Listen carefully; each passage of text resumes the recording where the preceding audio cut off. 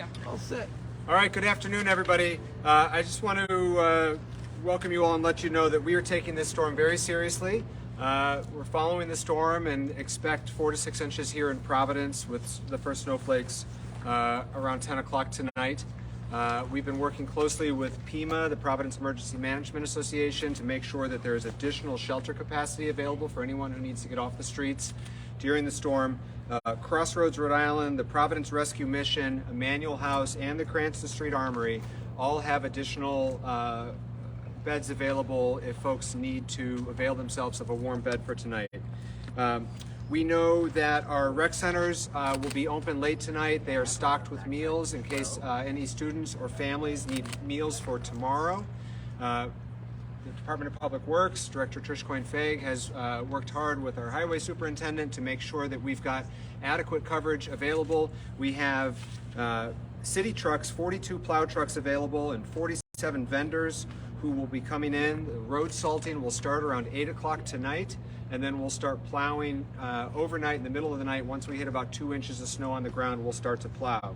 We're going to stay hard at it for the next 18 hours. We are expecting rain and freezing temperatures tomorrow afternoon into the evening, so we're urging residents to be cautious, be extra cautious tomorrow morning during the commute, but then into the evening it's going to be a little sloppy with the rain and the freezing temperatures. But we are ready. Providence DPW is ready. PEMA is ready. And if anybody has any issues in the city of Providence during the storm that is non-emergency in nature, city services, we encourage you to call 311 or use the PVD 311 app where we can help with any issues that you might be having.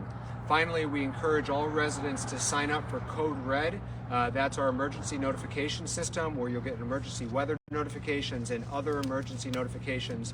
You can go to providenceri.gov/PEMA/Code Red or just Google Providence Code Red and sign up. It's the easiest way to get up to the minute weather and other emergency announcements from the city of Providence.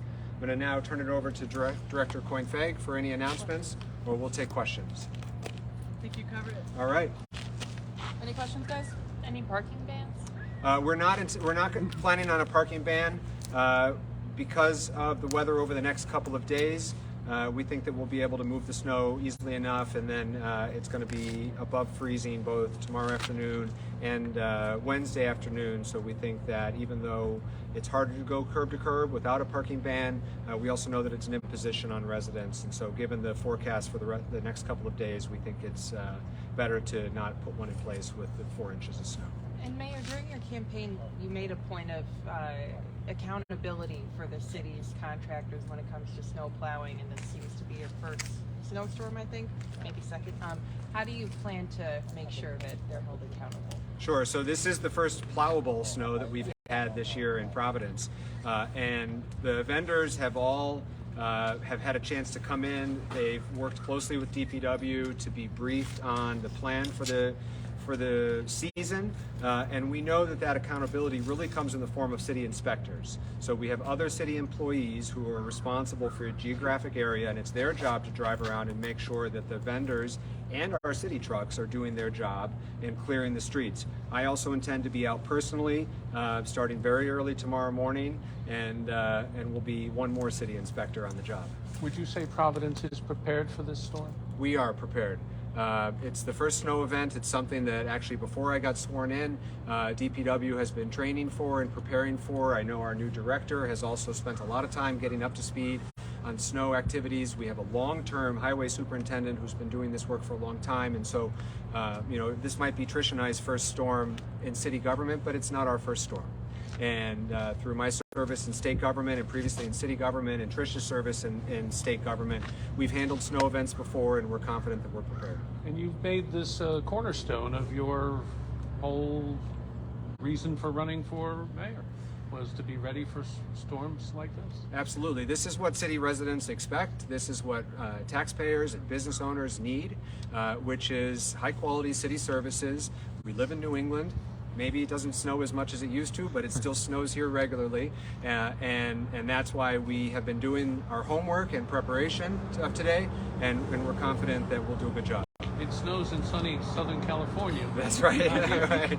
Maybe they don't have the same practice that we have, but residents and business owners alike deserve to know that they're going to get high quality services for what they're paying for, and that the city will be cleaned up in a timely fashion after a snow event. Anything else? You're going to climb the salt pile? I'm not planning on climbing the salt pile, but I will be out on the roads tomorrow to make sure that folks are doing their job and just to offer a helping hand in case residents are having problems. So I'll be out there tonight. I'll be in a plow tonight around midnight There you just go. to see how it works and learn about Come it. up, step up. I have full confidence in the DPW crew, so I'm excited to watch more. What have you done to prepare for I this? spent a lot of time with the staff just learning things that the average person wouldn't necessarily know about the different kinds of materials and how they work, and the different trucks and the way we use GPS. And so I'm excited to get in a truck tonight with a member of the crew and see how it works.